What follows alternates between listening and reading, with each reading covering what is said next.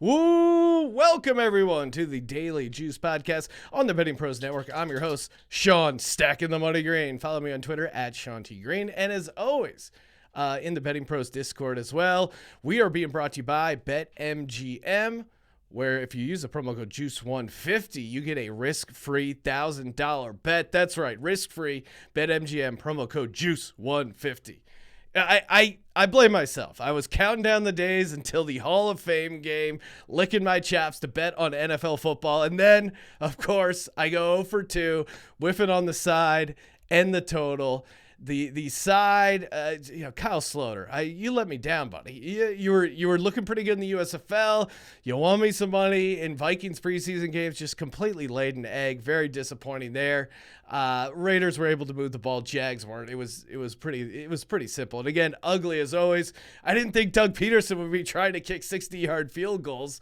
Of course, they missed, and that gave them great field position, which ended up being good for the over. Under did not cash, so again, went over 2 there, -2 units. Although I got a bit of a sweat, right? If you're going to lose, at least have a little bit of a juice there. Felt a little bit of juice.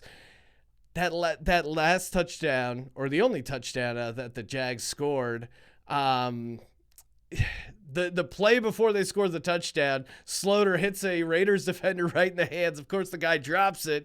If he would have intercepted it, they intercepted the end zone. The under's probably good there, so very unfortunate. Sloter, you let me down. You played so horrible that they didn't win the game, but then when I needed you to play horrible, you laid a complete egg. Kyle Schwarber over a half RBI. He got a run. He got a hit. The game was called after 5 innings. Now, from my reading of the DK Sportsbook rules there, it would be graded as no action because according to their rules, it needs to go 9 innings for the RBI prop to hit. But further investigation on that coming. So no winners yesterday, but hey, that's why it's a brand new day. Gonna get some winners. Speaking of winners, you guys really want to get a shot to win this awesome autographed Brian Dawkins jersey. All you got to do is go to youtube.com/bettingpros. Subscribe to the channel if you haven't already. If you have subscribed, just comment on this video and you're automatically entered to win a Brian Dawkins jersey, aka Weapon X. You guys know Brian Dawkins requested 2 separate lockers, one for him and one for his alter ego, Weapon X? How badass is that? So shout out to Brian Dawkins, all-timer, Hall of Famer. All right, let's get to the picks.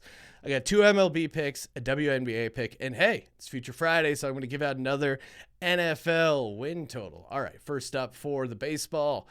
Pirates at Orioles. Orioles, I'm going on the run line, -1.5, +130 on win. The Pirates just won a game via wild pitch in extra innings. So I looked it up. That hadn't happened since 2003. So I'm always going to fade a team coming off a historically weird win. And it's a good time to fade the Pirates anyway. Anytime they're coming off a win, they're 15-27 after a win, so that's a good sign. And then the Baltimore Orioles are just a run line machine. They're the best team in baseball at covering spreads, 69-36 on the run line. Nice. Shout out to the Baltimore Orioles, 34-15 at home. The O's pitcher Dean Kramer, he's got a better ERA, WHIP, and less walks per 9 than the Pirates pitcher. So it just seems like a really good spot here for the Orioles because they're just really good on the run line. Not usually as good as a favorite, but I like the fact that Pittsburgh is coming off a win and a weird fluky win at that. Plus the O's are coming off a rest day, 6-3 on the run line, coming off 1 day of rest. So give me the Baltimore Orioles and plus odds on the Baltimore Orioles run line. You're not going to get that a lot. So all over that one. Next up. Going dog again. Atlanta Braves money line at the New York Mets, +118 over on FanDuel.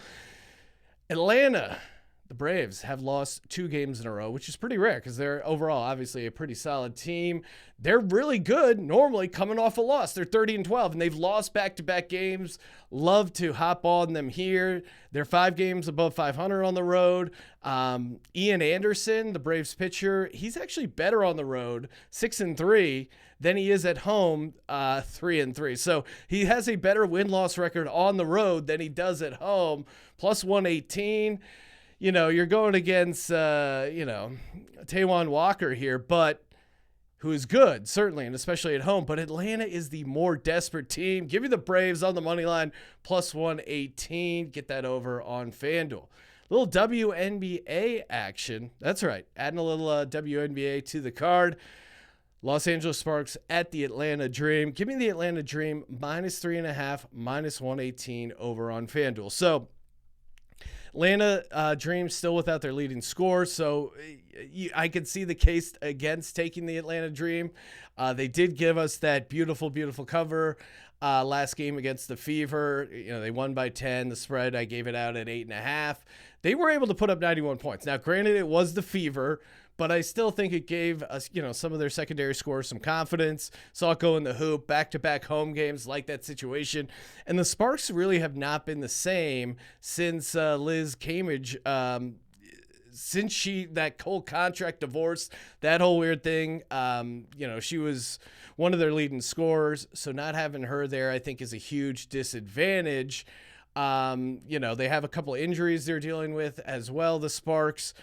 It's a tough spot for the Sparks to play. Listen to this. So this is their, third road game in a row, and they've lost 5 in a row and only covered 1. So this is a really tough spot. Now, they're historically pretty bad in Atlanta as well. Last 14 games, LA Sparks at the Atlanta Dream. The Atlanta Dream have covered 10 of those 14. So Atlanta seems to have their number at home when they're going up against the LA Sparks. You know who has your number? The Betting Pros Pick Tracking app. That's right. Just go to bettingpros.com/pick-tracking. Sync all your sports books. And hey, also just download the regular Betting Pros app. You got expert picks, consensus picks. Great for line shopping, which you should be doing, right? Why give the sportsbooks any sort of advantage? Betting Pros app has you covered. Free to download in the App Store, Google Play Store. And again, bettingpros.com/pick-tracking. Get set up over there as well. Give yourself more ways to win, more information, more research.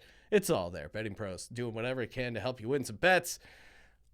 Last pick of the slate, a.k.a. Future Friday.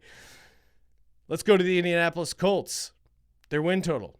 I'm going under 10 wins, minus 115. Get that over on WinBet. Now, historically, or at least, in the Quentin Nelson era, the Colts have had a really good offensive line. Quentin Nelson, though, missed some games last year due to injury, and I think that offensive line is really going to cause them some issues this year. Right now, they're starting Matt Pryor at left tackle. You may not know who Matt Pryor is. It's because he was a random 6th-round pick who played mostly guard for the Philadelphia Eagles. He filled in a little bit at the end of last year, but I don't think he has what it takes to start an entire year at left tackle. So you're getting a subpar left tackle to Matt Ryan, a guy who is really, really getting up there in age. And it's easy to blame the season, kind of coming up short there at the end for Carson Wentz, and certainly he deserves a ton of blame. I mean, there's a quote-unquote highlight reel of Carson Wentz left-handed throws, which none of them work out. So certainly he deserves some blame. But if you watch eye test, and I know that you look at some of their rankings, the O-line is pretty decent, but just eye test, the offensive line and defensive line got pushed around way more than normal. So I don't think they're going to win as much in the trenches. They're an AFC team. They only have 8 home games, 9 road games. They're also playing the AFC West, so they got some tough spots against Denver, KC, and the Raiders. I'm worried about their pass-catching unit, little thin. I mean, Michael Pittman is good, but other than that, I don't know if they have anyone where you could go like, okay, yeah, he's definitely a solid number 2. Mo Alley Cox, tight end, he's just kind of whatever.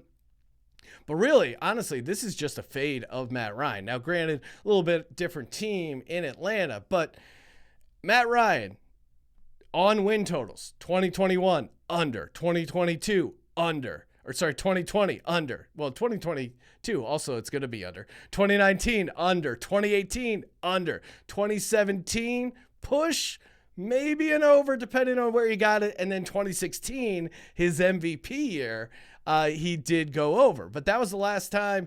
2016 was the last time he won more than 10 games. And in 2017, he won 10. And other than that, it's just been bad times for Matt Ryan. So if you're convincing yourself that all Matt Ryan needed was a change of scenery, Is the scenery that changed? Are the weapons really that much better? I think it's a bit of a lateral move for Matt Ryan. Maybe a little bit better. Just Matt Ryan does not pass the eye test, and the numbers match it up. Matt Ryan, 6.8 yards per attempt, lowest in his career since 2013. He's on the downward slide. I just don't think Frank Reich and this team can help carry him to 11 wins. 11-6 is pretty tough. I mean, if you're looking at some of the advanced analytics, Football Outsiders has their projected win total at 7.9 this year. So the analytics are not looking good. Matt Ryan's arm is not looking good. And I just don't think they're going to dominate the division. I think it's going to be a little bit more competitive than people think in the AFC South. And they have a tougher schedule than one would believe just by looking at it, especially when you throw in the AFC West there. So I'm all over the Colts under 10 wins, -115 over at WinBet. Give me the Atlanta Dream, -3.5 at home, -118 over on FanDuel. Give me the Atlanta Braves, back-to-back Atlanta picks here. Atlanta Braves +118 at the Mets over on FanDuel. That's on the money line. And then the Baltimore Orioles at home on the run line, -1.5, +130 on WinBet. They are a run line machine. Hey, guys, thank you, as always, for tuning in. Make sure you go to BetMGM, use the promo code JUICE150, get that $1,000 risk-free bet. Are you kidding me? That sounds like a lot of fun.